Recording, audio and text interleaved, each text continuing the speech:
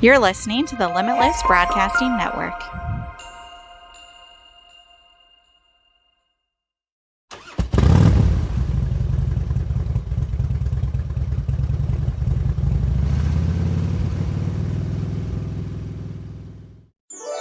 All it takes is faith and trust.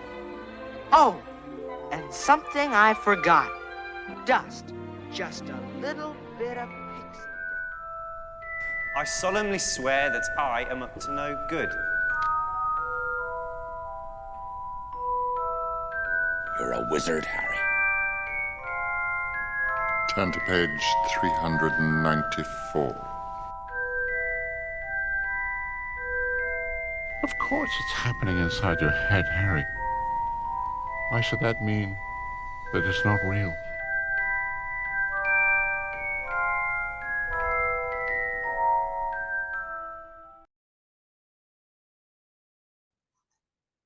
Welcome, Pixie Dusters. We're your favorite hosts. I'm Sammy. And I'm Ashley. Welcome to the Pixie Dust Twins podcast featuring Dan. Hello. And produced by Limitless Broadcasting. Yes. I won't scream this time. Yeah, it's Thank a bit you. early today. Oh gosh, I was listening to that episode and even in the car, I'm like, oh, that's right. Dan screamed. I don't even know why I did that. It just makes me laugh. I don't know. You were hyper that morning. I don't know. Really? It just makes me laugh. Yeah. Oh, and make sure you go check out all of our social medias after the show too, please. And thank you. Which, by the way, TikTok's already like 1,200 followers, and our videos are actually like hitting the thousands. So Wow. thank you, Harrison Ford. Yeah. Brought us up. Yeah. Yep. So yeah, we'll keep that momentum. Thank you, Mr. I bet Ford. the pot. I think we're gonna get some hits with the Potter community. I've been taking a little Probably. social media break, but we will definitely be ready to go once this starts releasing. Yep. Yeah. Speaking of which, if you guys can't tell for the ones watching, I'm wearing my Gryffindor scarf. I have it. I can't really see it. Griffin. Nice. It's And then probably I have my little yeah. Gryffindor patch. I should have like pinned it. Mhm. We are in our Potter summer. Woo! We have literally been talking about this for probably almost a year. Literally. Yes. And it's finally here. Mhm. We're so excited. Build up. We made it. Yes. Yes. And today we are starting off with, what else? We always love to start off with the creator. And we are going to be talking about Miss J.K. Rowling. Yes. And Miss Sammy did all the research today, but I did. Just a disclaimer. Like, if you guys don't agree with whatever's going on with J.K., just put it aside while you listen to this, because this is her creating something that we all love. And if you can't get past it, turn off the podcast. Please no hate. Please no hate comments. We're just going to delete them. Please just leave the drama for your mama.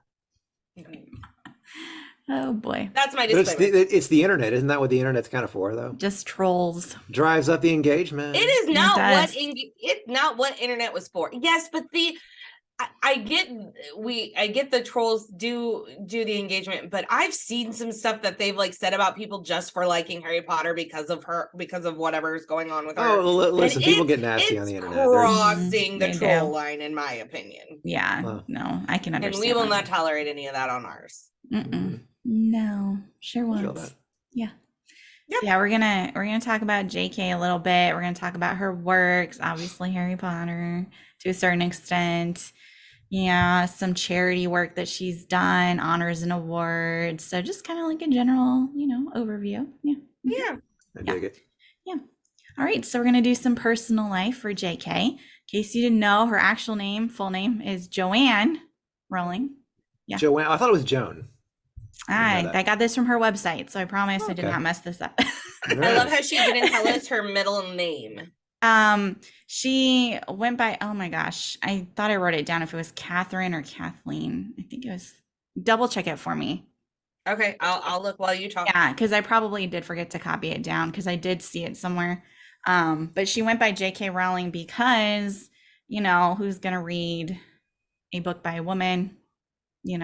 Yeah, we'll get into that in a second.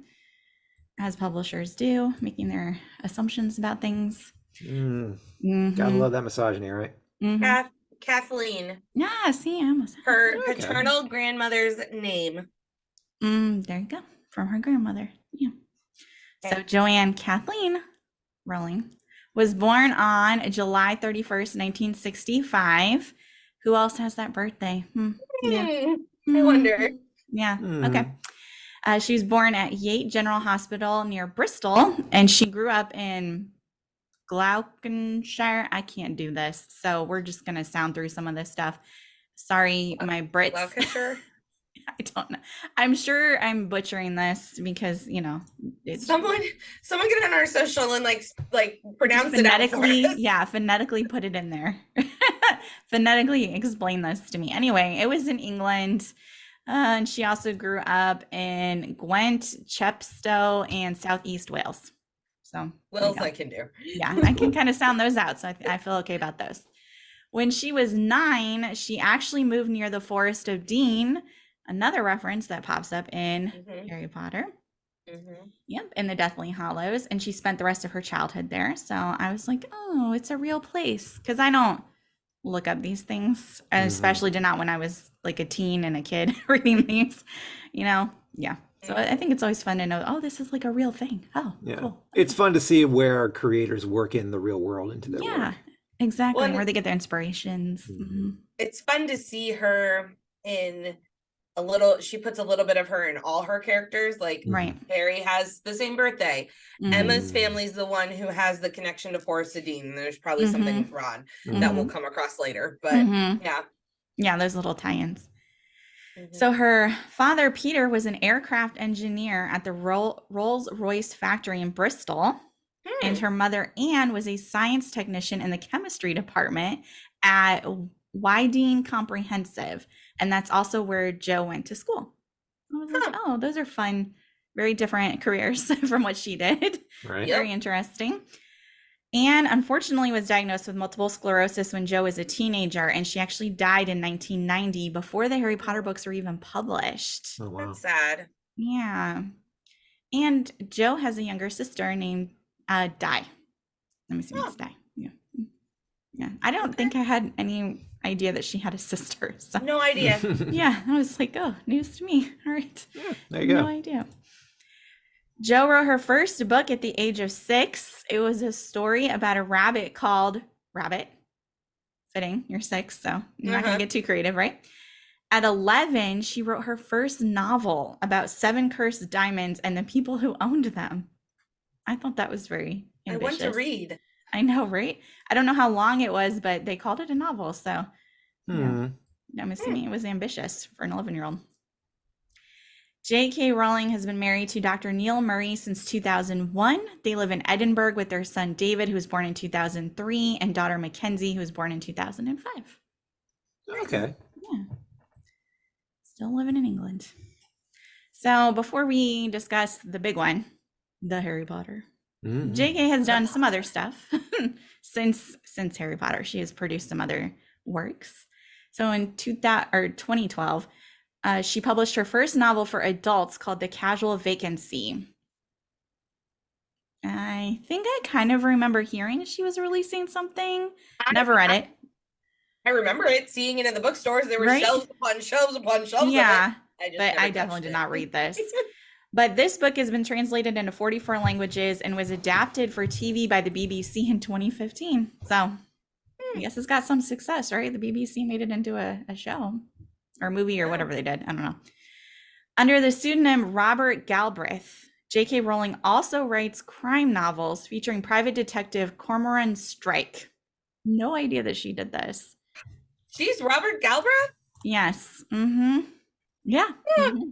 The I've first seen the name, I just didn't know. Well, there you go. So the first of these, The Cuckoo's Calling, was published to critical acclaim in 2013, at first without its author's true identity being known. The Silkworm followed in 2014, Career of Evil in 2015, Lethal White in 2018, Troubled Blood in 2020, and The Ink Black Heart in 2022. And again, the series has been adapted for television by the BBC and HBO. No idea. Wow.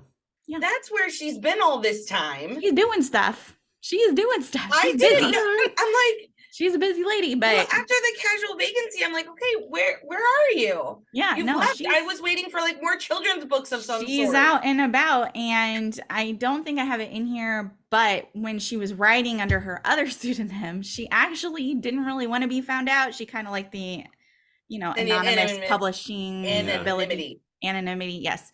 She liked that, but as people do, they sleuth on the internet, they figure things out, things get leaked, whatever happened, people did figure it out that was actually her. But her goal is to kind of be like, I'll just release these and not really get the attention, and that's fine because she's had more than enough attention. That makes a lot of sense because like her name's been so forever. I mean, she is Harry Potter. Like her culturally, her name is always, George Lucas, Star Wars, J.K. Harry Potter. So wanting to create other things, people are going to automatically be biased against you. So I get it. Isn't the same? They're crime books, What is she doing? She shouldn't be writing those, but obviously it's like when King wrote under Richard Bachman. Yeah. I mean, it makes sense to me. When you become that well known, you still want to find that sense somewhere where you can still be creative in a different way. Exactly. Right. And well, not be judged I as have much. a new reading list because it's a lot. I love detective mysteries. So and guess what? Several choices. So yep, I'm heading to the bookstore. Yeah, there's a laundry list for you to check out. J.K. Rowling's 2008 Harvard commencement speech was published in 2015 as an illustrated book called Very Good Lives: The Fringe Benefits of Failure and the Importance of Imagination. Did not know this either, but I thought that was pretty cool. And it sold in aid of Lumos, which I will talk about Lumos like in a little bit. Lumos. I'm sorry. It is a spell. Lumos. I know. And I was saying it right in my head and I'm like, what are you doing? You can't get the word out. It's very early. I'm sorry. And I did not sleep well. So we're gonna bust through this, okay? Powering through. Woof. Okay. Anyways. And it gave financial aid to Harvard. So there you go. Done with that topic. Okay. Very nice. Oh boy. In May 2020, her fairy tale for younger children, The Ichabod, was serialized for free online during the COVID-19 pandemic. So she made this other story, and it was available in the summer 2020 because, people were stuck at home and not doing much, and it sucked. So yeah, she made that available for free. Be at work. I didn't get to stay at home. I was not at home. I was not at home either. So I feel it. I was out and about, and I was around sick people. So yeah. And that book, the royalties of that online book went to charities supporting vulnerable groups that were affected by the pandemic. So I thought that was cool. Nice. Okay, Harry Potter, the books. We'll talk about a little bit because we are going to be spending a lot of individual time on these in the next several months, weeks, long time. Okay, but we're going to talk a little bit about it today. So Jo conceived the idea of Harry Potter in 1990 while sitting on a delayed train from Manchester to London, King's Cross. Again, it's a real thing. I think I knew that was real though. I think that's pretty popular. That's, like, a thing. That's a thing. Over the next 5 years, she began to map out all 7 books of this series. She wrote mostly in longhand and gradually built up a mass of notes, many of which were scribbled on odd scraps of paper. So I feel like she's in Ashley's realm there with let's handwrite all of this stuff. I'm in her realm. Like I very much, yes. I get that's what made me think of. I was like, oh, this is how Ashley would. That's how I write. It really is. I have a whole notebook with random stuff everywhere. I love longhand. I hate getting on and typing it. It's a little different, in 1990 because the computer age hadn't really made like the same boom it is now, but it's still nice to know that she's sat down and was writing all this stuff as she thought about it, and it's a fun thing to. And there's a lot of like famous authors that they thought of something they wrote on a napkin at a restaurant and like different pieces of paper. These authors, these amazing authors who actually have given us such brilliant pieces of work aren't someone who sat down and said, okay, I need to write a brilliant piece of work. And try to come up with it on the spot. Like it's just something that comes to them over time the character and builds. So yeah, she's one of the greats for the rest of our lives, for the rest of eternity. Truly. And that shows you how long it takes because it said 5 years. she was mapping this out. So it's not like she sat down in an afternoon and was like, oh, okay, yeah. So this is Harry Potter. And most people think that who are not writers too.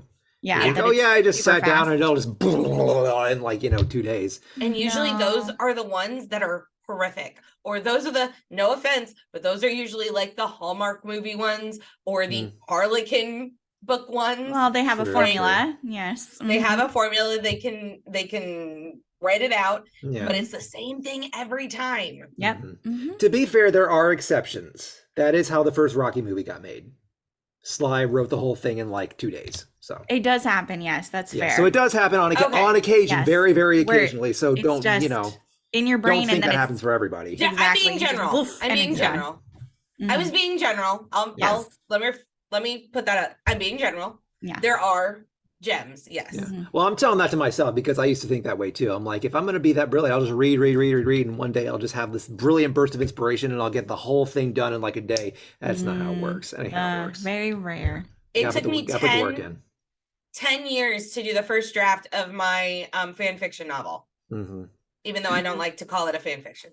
Oh, listen, I mean, I've had something I've been working on since college and I'm still working on it. So there you go. That's how it goes. Yeah. Yep. It just keeps growing. So Yep. Makes sense. Exactly. Yeah.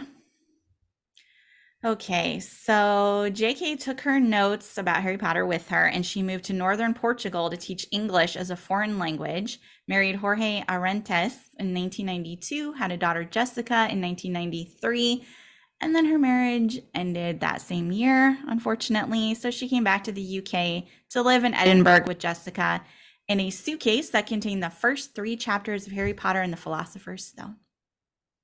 So she was a single mother for a while. Yeah. And in Edinburgh, she trained as a teacher and she began teaching in the city's schools, but she continued to write in every spare moment that she had. So she was not giving up on it. And yes, question? Did you say you got all this from her website? Britannica, a lot of it was from her website, and then I just filled in holes. Okay, because there was a story a long time ago that she came up with Harry Potter after her marriage ended with Jorge. See, the timeline was confusing to me. Yes, because that's not what her website said. Okay, so I'm glad that that's cleared up, because for the longest time before internet was a big thing, the story that you would see on the news was she created Potter while she was dealing with now being a single mom. And the reality is, no, she wasn't. She just it continued to develop afterwards. So that's good. Exactly. I learned something new. I know. I was surprised too. And I was like, am I messing this up? And I'm like, no, this is the part I got from her website. So no, I'm going to follow her. Okay. Yeah. Because one of the websites I looked at did have the timeline off, and I was like, delete. I'm not putting this in because I think it's wrong, because that's not what her website said. I got from jkrowling.com. So yeah. Yeah. So, I mean, really the story would be better to say she finished the book as a struggling single mom. Yep.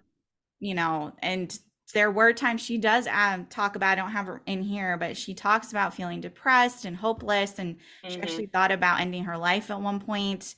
She was so down, and that just goes to show, she's pushed through and she made the Potter saved her. It did. So even though she started it before, it's still fair to say that about Harry Potter. It's still just as magical of a story.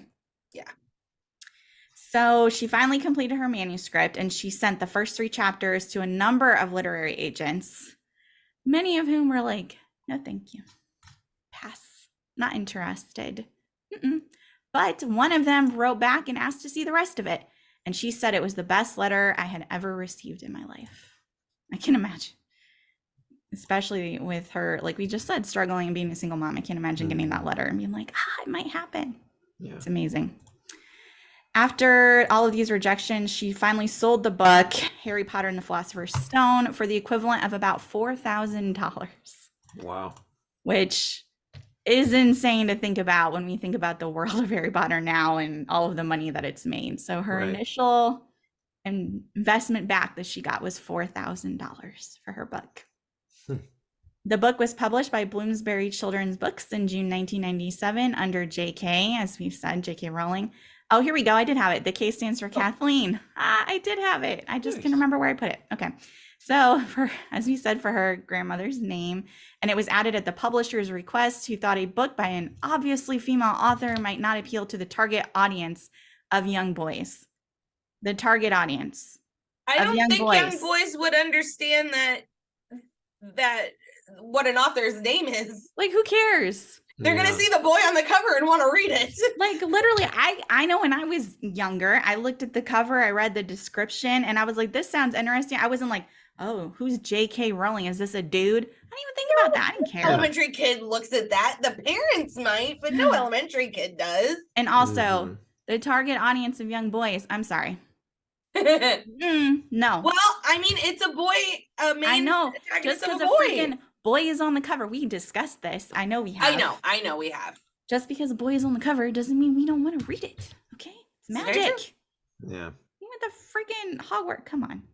All of us want to go to Hogwarts. I know. Just saying. True. But it's okay. It's all right. So the book was published. Fired up. I know. The book was published in the U.S. by Scholastic under a different title at the publisher's request. Because I don't know if you know this, but Americans are kind of stupid. So we don't know what a Philosopher's Stone is. So they changed it to Harry Potter and the Sorcerer's Stone. I was wondering about that. I saw that in the documentary. I was like, oh, yes, when she wrote Harry Potter and the Philosopher's Stone, I was like, did I miss something? No. Is there a prequel that I missed or something? No, we're just dumb. So they had to change We're the name. not dumb. I don't think we're dumb. It's I don't think we're dumb. Is different. I mean, I know the Philosopher's Stone. That's like deep into British lore in general. Yes, right? they just thought kids wouldn't understand. Merlin. Yeah, yeah, they just thought kids Because- wouldn't get it in America because we didn't grow up in Britain. It's because we use different words for different things. Like Exactly. Brits think we're ridiculously dumb because of how we change their words to our words. Like they call things different than we do, and they're like, that makes no sense. So the Philosopher's Stone, we would have never known what that was as a kid because we use sorcerer instead of philosopher or wizard or whatever. Well, in our minds, like the word philosopher is like Aristotle or, thinkers and like, think people who write out ideas and stuff, not magic. And that comes from Greece and Rome, not from us. Exactly. So you can't fault us for that one. No.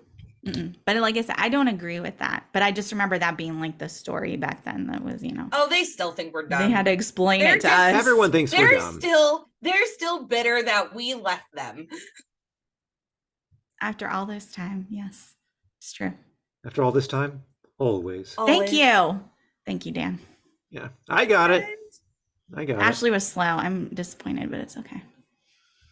I had to switch gears. I went from Revolutionary War to Snape in my head. It's okay. Dan saved the day. No worries. I got the deep cut before Ashley did. That's I know. Something. Bravo. Listen, there's still about this much coffee left. I've had okay. This is on my third cup. This is my first. Oh, yeah. It is, it's a struggle this morning. It's a struggle. We'll say that. Okay, so anyway, Harry Potter and the Sorcerer's Stone came out over here in 1998, and 6 titles followed in the Harry Potter series. All of them were a record-breaking success, as we know. All of them were bestsellers. They're available in more than 200 countries, 60-some languages, and there's a lexicon of new words. So many new terms that we learned. Like, they give an example. This is from Britannica. They're like, muggle, a person who possesses no magical powers. I'm like, that is one of the common ones, though. Yep. Yeah. The phenomenal response to her books culminated in July 2000 when the 4th volume in the series, Harry Potter and the Goblet of Fire, became the fastest selling book in 24 hours ever. It saw its first printing of 5.3 million copies and advanced orders of over 1.8 million. Yeah, I was one of those people. Yeah, I was too. Yeah, let me tell you, I have a fun story. So we pre-ordered the book from Barnes & Noble, as we did, because, Barnes & Noble was it back in the day. Ashley and I were. I love my Barnes & Noble. I know. I don't really have one close to me anymore. It makes me kind of sad because we used to just walk around in there for hours. You have Books A Million. It's the same thing, and they actually have a better clearance area. That's where I went when I lived down there. There's a Barnes & Noble over on Sand Lake, but it's just like, I don't want to drive over there. But there used to be a Barnes & Noble actually right in Winter Garden, and it left. Like when I moved here, and I'm just offended by this, but it is what it is. So we got one down here in Tampa. I go there sometimes. Yeah. I've been to that one. Mhm. Our Jefferson Point Barnes and Noble is no longer there. It is in a tiny little shack next to Target across the street. This offends me. And that happened while I was How you gone gonna in do that to Barnes Nebraska. and Noble? What in the world? I I'm know. highly offended by this news. I was so offended. So I actually went to Jefferson Point when I got home, like when I moved back to Indiana. I'm like, I need to go. I need Barnes and Noble. Like, I just need to go. And I go and I go into Jefferson Point and I look and I'm like, that's not Barnes and Noble. It's some home goods store. I'm like, Mhm. I think I cursed out loud in my car. I like got on and looked up Barnes and Noble and it was across the street. So I went over to look at it and I walked in and I felt so claustrophobic. The ceilings are down. It's just, so I only go to Glenbrook now. At least that one's there. That's a nice big that one's store. still there, thankfully. Yeah. Actually, Glenbrook is gotten better than Jefferson Point. That's pathetic. I know this is way older than I know, Dan, Jefferson you don't Point. understand this. It's a way older mall. But it's way older. It's old. Yeah. It should not be doing better. And Jefferson Point was going up when we were in high school, and now it's like interesting. At least you got Barnes and Noble there, though. Yeah. But anyway, so it's like one of those old malls that should be dead but still hanging on. Yes. Well, we got one like that right here. We got one just like that. Yeah. Well, Sears went out of business. Right. And they took Sears and broke it up, and there's a bunch of like amazing new stores in there now. Okay. That's good. They were able to use the space. It's revitalizing it. That's good because I was worried when I saw Sears was closing because I was like one of the main stores at the mall. Yeah, if you ever come home, I'll take you and show you how weird. Well, I will be home. You already know. What? Where are you getting married at? Oh, that. Dumb. Okay. Oh my god. I thought you were coming to visit. This is I was already thinking like, oh, we should plan to go back up there. I've been wanting to, but then I'm like, well, that's a good excuse. So, Sorry, my brain was not there this morning. This is really a struggle. Anyway, so before we got totally off topic, my apologies. Anyway, so I had ordered. Apologizing. I had ordered I didn't, my parents ordered it because I was, not old enough to really do this on my own. But we ordered the Goblet of Fire pre-ordered. I was one of those people from Barnes & Noble. But the day it was going to be released, we were going out of town on vacation. And I'm literally like, I'm going to die without my book. Like, this is the worst thing that's ever happened to me as a teenager. I am so upset because I've been waiting on this book. So my mother literally went to the post office and she's like, can we come by? I put a hold on our mail since we'll be out of town, but can I just pick up one thing? And the nice lady at the post office was like, surely, yes, you can get the book. It's already here. We just can't deliver them until whatever date it was. Yeah.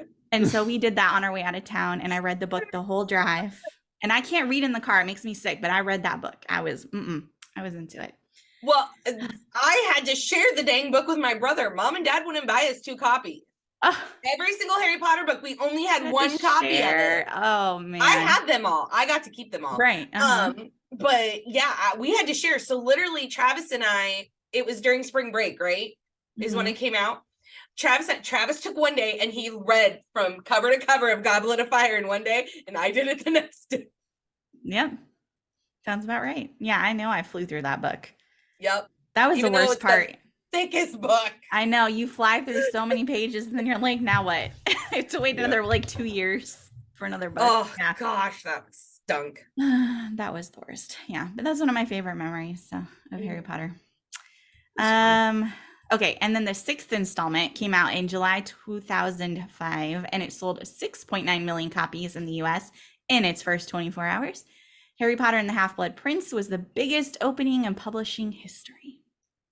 So There you go. And I remember as this just kept going on, you'd see those news stories. So they have overnight parties for everybody to go and dress up and get their Harry Potter book, and everyone's just sitting around in the Barnes & Noble reading. That's all they show on the news.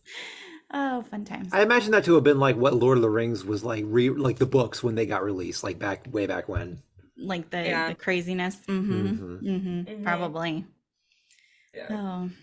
So prior to its July 2007 release, the 7th and final installment in the Harry Potter series, obviously we know this, Harry Potter and the Deathly Hallows, was the largest ever pre-ordered book at Barnes & Noble and Borders and at Amazon.com. Yeah, Borders. Rest in peace. Borders. Rest in peace, Borders. You are certainly no longer around. That's one I miss. I like Barnes & Noble, but I really miss Borders.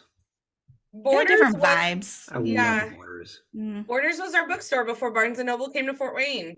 Mm-hmm. Mm-hmm. Yeah. And I remember they used to have a Borders like downtown Indianapolis, and I loved going there because it was 2 floors and it had so many windows. It was so cool. Yeah. No more. That's amazing. No more. I know there's a 2-story Barnes and Noble in Ann Arbor, Michigan. Oh, very Because I went to go look at a college there my senior year, and I remember them taking us to this Barnes and Noble, and I'm like, I'm gonna live here. This is it. Okay. I mean, that was before I found Southeastern and came to Yes. Southeastern, but Yeah. I was like, if I didn't find Southeastern, I would have went to Concordia in Michigan, which is near University of Michigan, and I would have lived in that Barnes and Noble like my whole college career. You would have liked the one I found in LA. There was like maybe 2, it might have been 3 stories, I'm not sure, but it was definitely 2. It was huge. I mean, just like you could spend days in there and still not see everything. Like, it was massive. I didn't know such thing existed. I didn't either. Wow. It's amazing. Oh, I need to go to a bookstore today.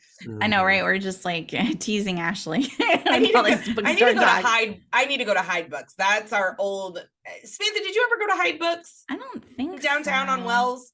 I don't think so.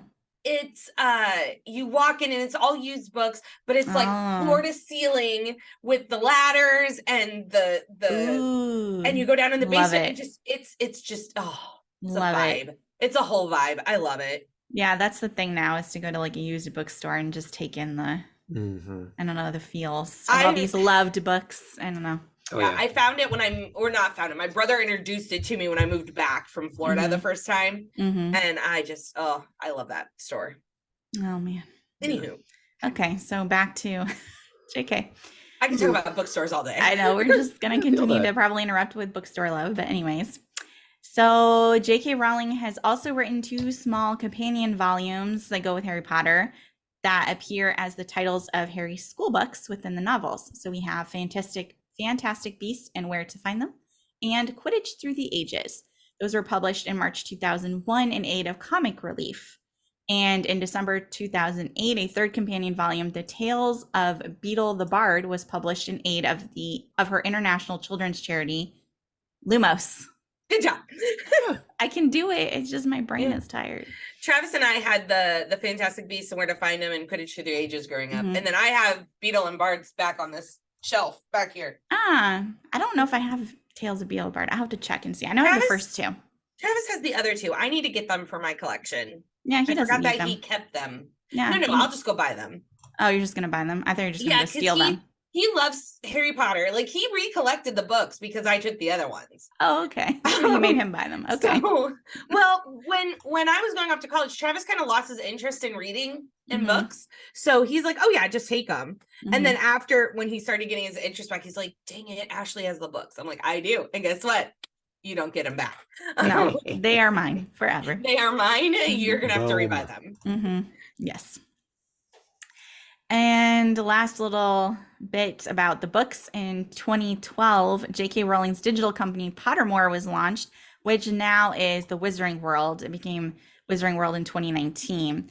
Pottermore Publishing continues to be the global digital publisher of Harry Potter, Fantastic Beasts, and the Wizarding World. I like the Pottermore website better.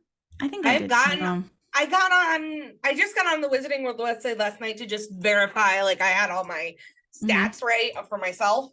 And I'm like, I don't like this layout. Yeah, I think I do miss the old Pottermore feel. I do. I miss it.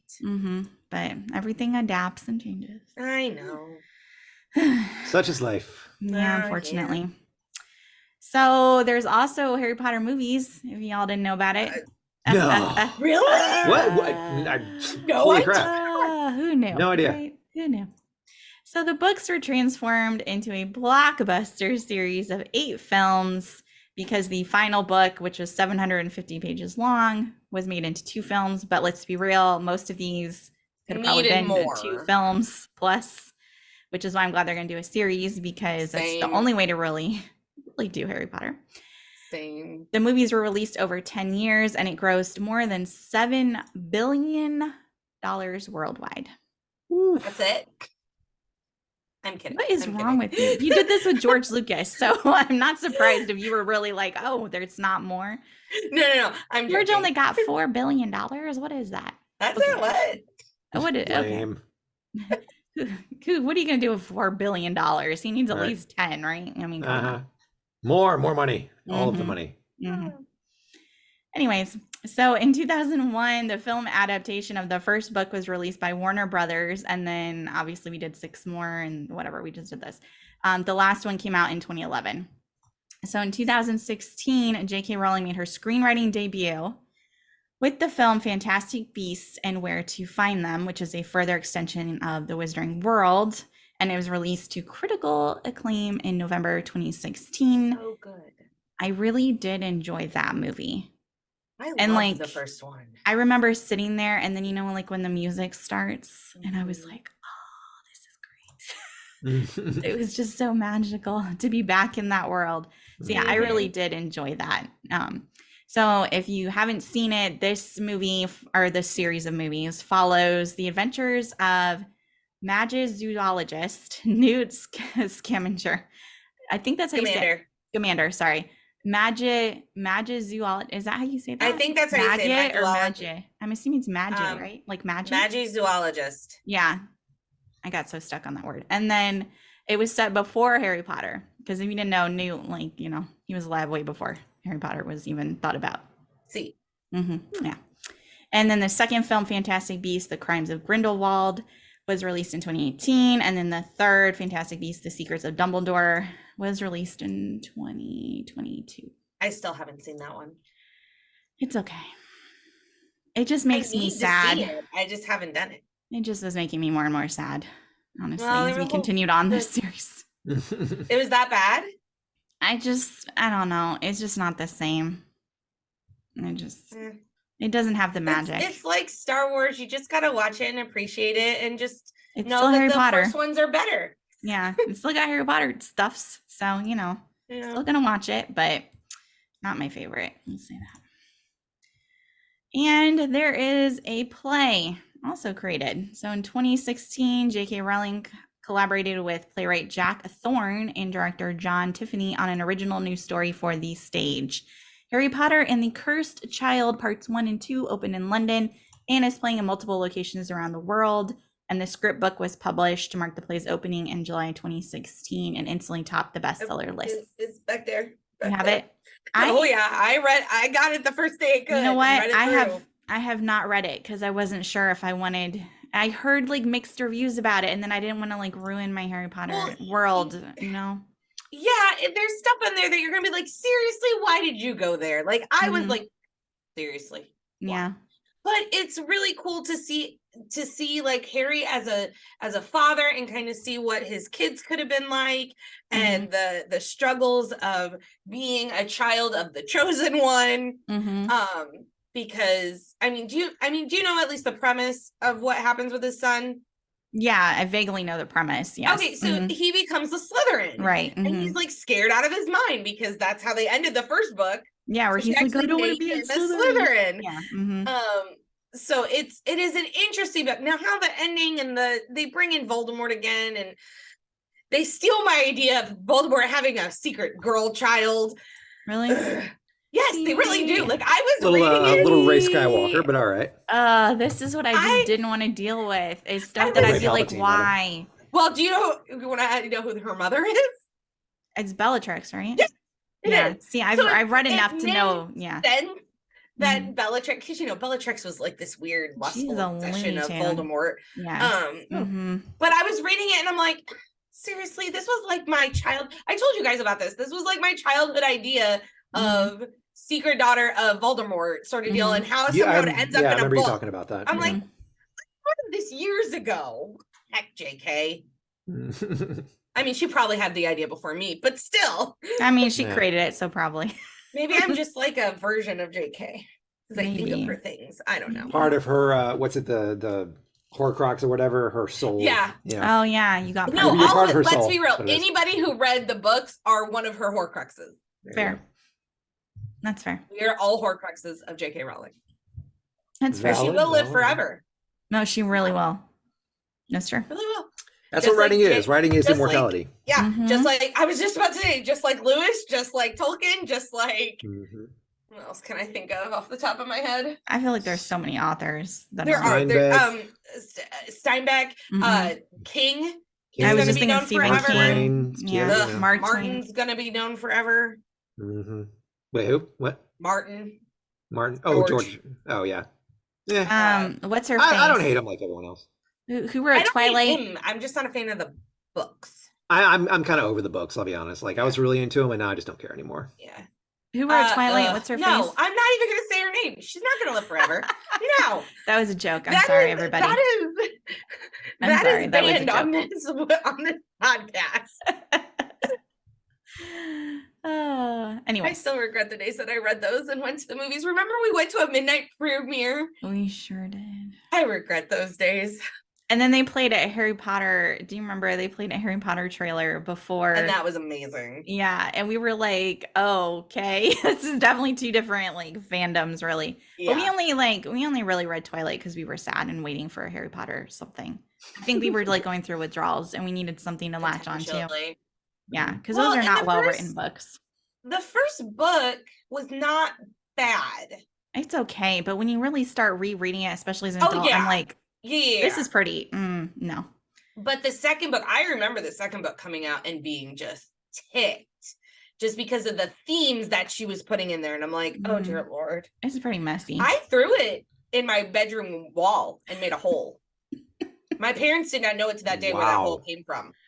But it came from This the is fact that breaking news. I threw a book at the wall for the first time ever in my life and made a hole because it was a hardback cover. Oh, that's hilarious. Oh my god. I've I never was gotten so angry enough at a angry. book to throw it. I've gotten angry at a book, never enough to get violent. Do you know the premise of New Moon of I do Twilight? not. That's Okay, fine. I wouldn't so- expect you to. It's okay. I didn't know because me and Holly would read them, so I didn't know if you ever heard we ever Just talked about I them. heard you and I heard other people at the time talking about it, but Yeah. I sort of tuned it out. So Fair. pretty much the thing was Edward, the sparkly vampire, Mhm. left Bella because he was he didn't want to put her in harm's way anymore. He left Mhm. her and she went into such a depression that she couldn't even function because he wasn't around. Pretty much the theme of that book was you can't function unless you have a man.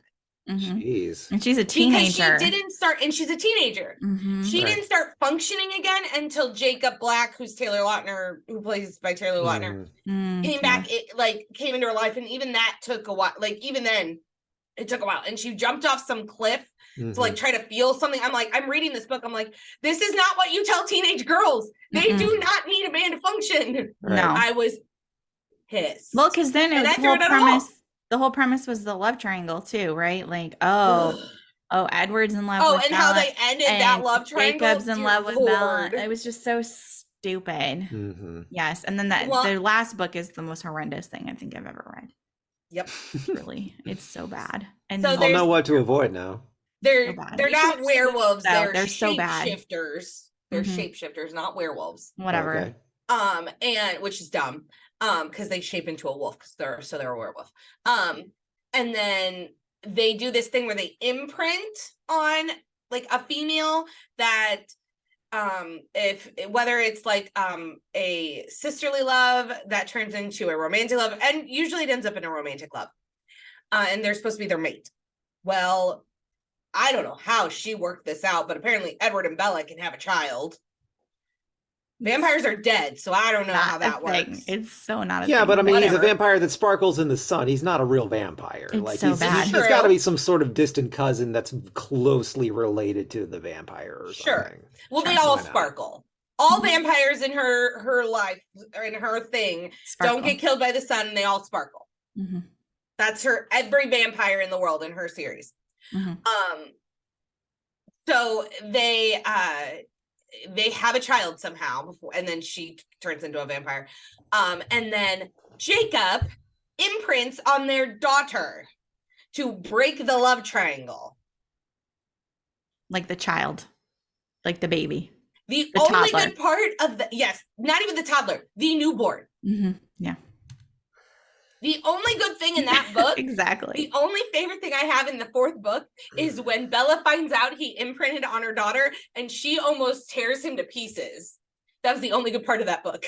That's Because it's because stupid. she's actually showing some form of emotion at that point. Yeah, for So the Hey, first Mom, time she's ever. actually passionate about something, at It's least. so Well, dumb. okay, Book Yeesh. Bella actually is passionate and actually has emotions. Right.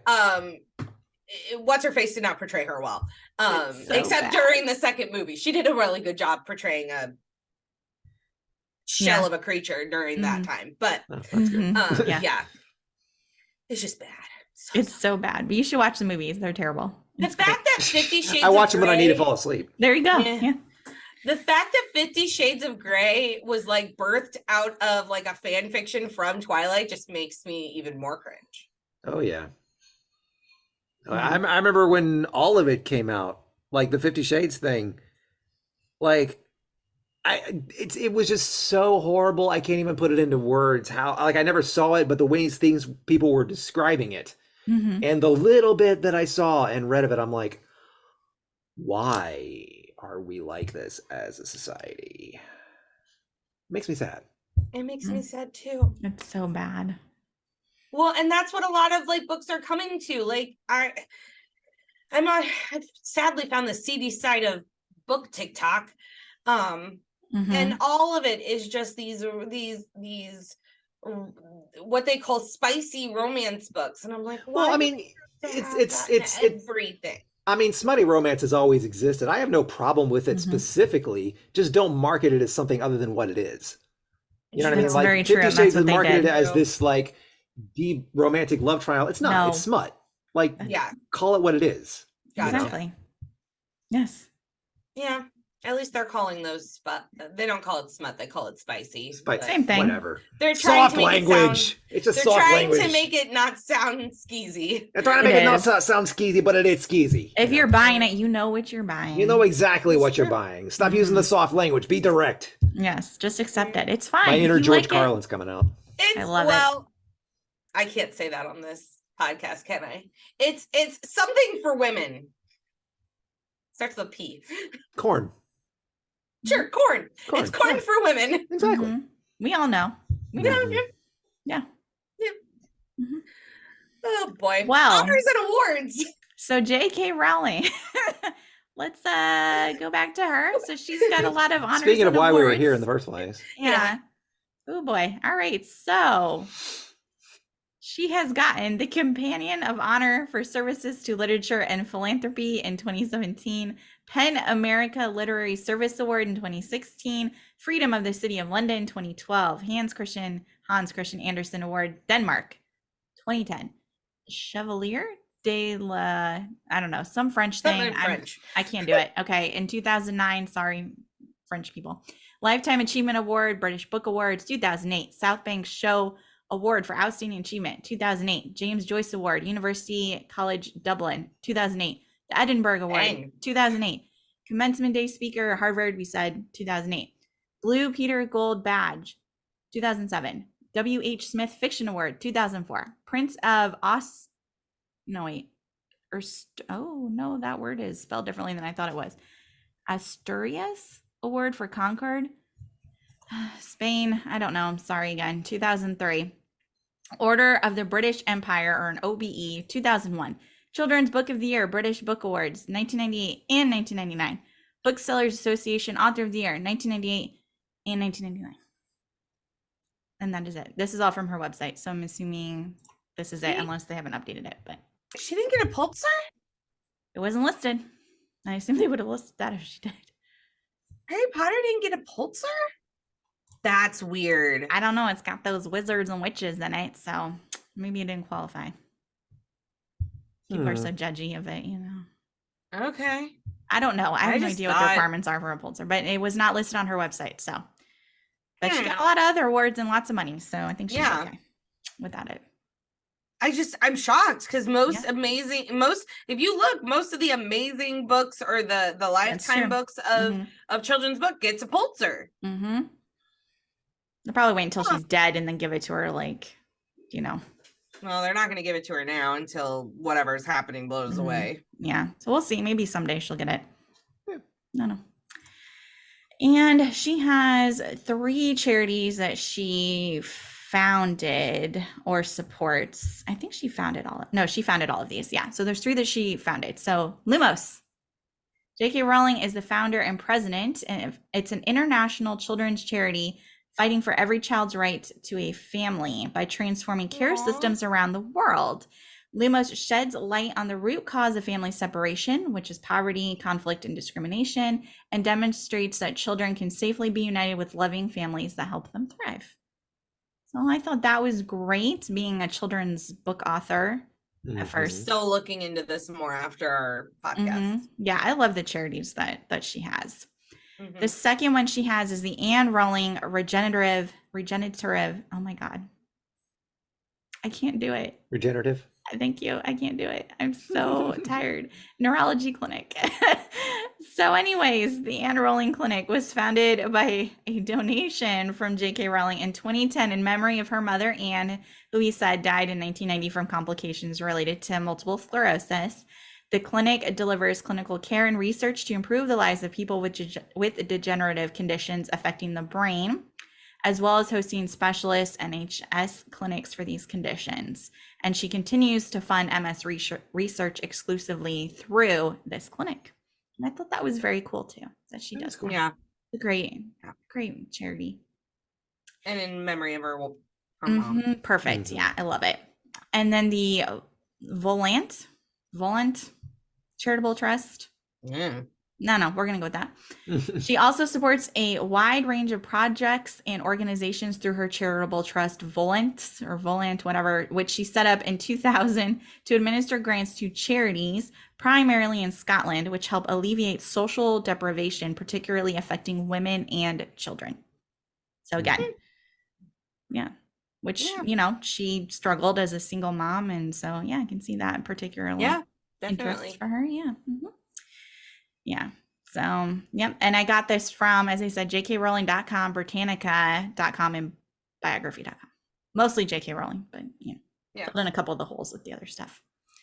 So yeah, that's all I got. I don't know if you guys had any other stuff, but I didn't give you any room because I figured probably not. No, that was a lot of info. I'm like, you know what? I'm going to kind of let you take that one. I didn't know what else to add.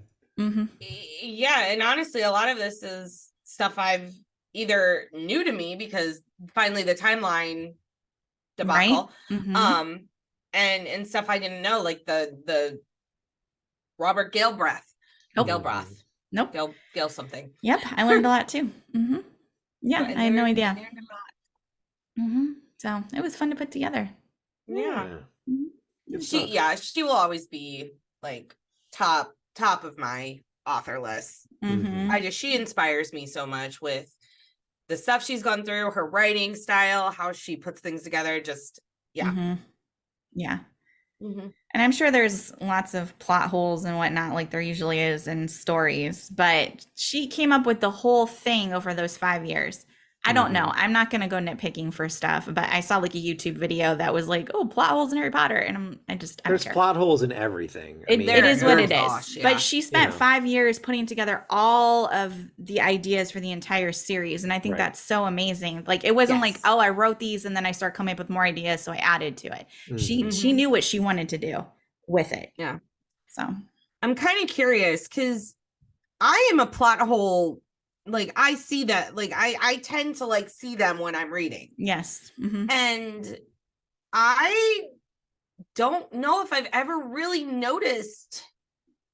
I've noticed plot holes in the movie because they're not along the books. But I mean, I don't feel like I've noticed plot holes, like major. I don't think so in Potter.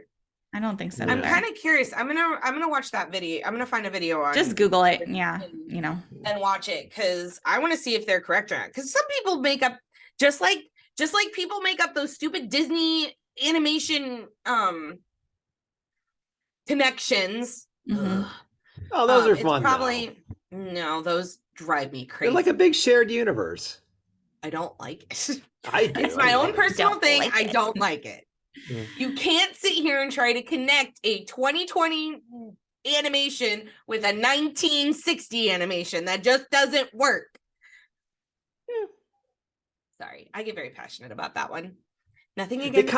well, there are stuff they do stuff with Pixar though, like the Disney Pixar is Pixar stuff. one There's all giant kinds universe. of like. But that was actually intentional by Pixar. Fair enough.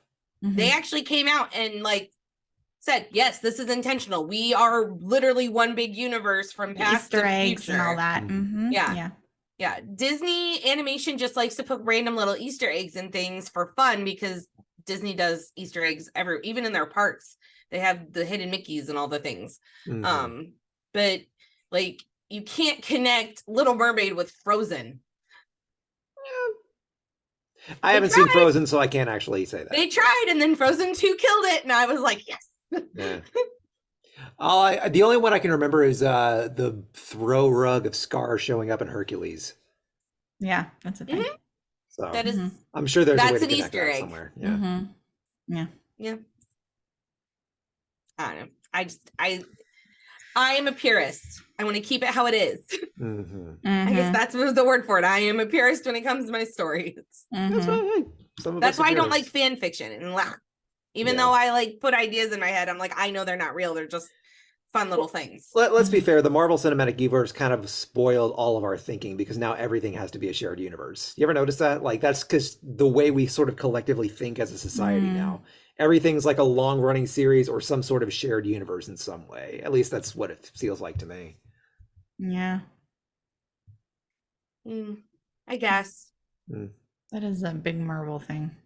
I just reject a lot of Marvel things, so it just doesn't. Yeah. And I mean, not so much like accepting it or rejecting it. I'm just saying it's sort of like, I feel like it's sort of trained us to think in a certain way, not intentionally, just it's sort of the outcome of like, we're so used to seeing everything shared. So now part of us, like somewhere in the deep part of our psyche is going to be like, well, I wonder if this could be connected to this and such and such and such. So, or maybe that's just that me. might be. I mean, that might be something that's happening. Yeah. Yeah. I think that's fair. Yeah, it's a fair assumption. Okay, guys, that's our first Harry Potter episode complete. Boom. I'm really excited for our next one. Our next one's gonna be so much fun. Next one's just gonna be fun. Yeah. I'm so excited. So Pixie Dusters, stay tuned for next week because next week we are talking about our own wizarding world. We're going to be talking about what house we think we'd be in Hogwarts, like pets, Patronus. I mean, we went on the wizarding website for some of this, but I even have some fun little questions on like, okay, who do you think would do this or who do you think would do that? So I'm not going to be real honest though. I'm real mad about my Patronus. I won't reveal it. I can't wait. I haven't. Yeah. I have no idea what your Patronus is. I can't wait. You can't pick yours, right? They just give it to you. Like I literally took the thing like before I logged on today, so I'm a little behind. But like they just give it to you, right? You don't like take a quiz to get it like with the wand. We took a quiz. There was some quiz I did on Wizarding World. I logged on. They literally just said, "This is your Patronus." I was like, I didn't ask for this.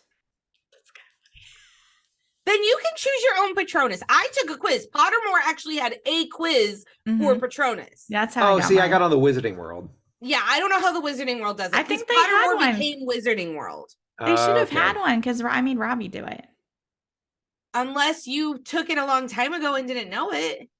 I didn't take it myself. I had somebody else take it for me, but they gave me the results. But I never made a profile on Pottermore or anything. Huh. Just change it to whatever you think your Patronus would be. So we'll have what he was assigned and what he prefers. How about that? Yes, we'll do that. We'll do that. There we go. All right, Pixie Dusters, we will see you next week for our Summer of Potter. Later. Bye. Thanks for listening to the Pixie Dust Twins podcast featuring Dan. The show is written and produced by Ashley and Sammy, except for those manifestos, which are all written by Dan himself. Intro and audio editing by Sammy, logo created by Ashley. This show is produced as part of the Limitless Broadcasting Network. Make sure you check out all of our other shows and have a magical day.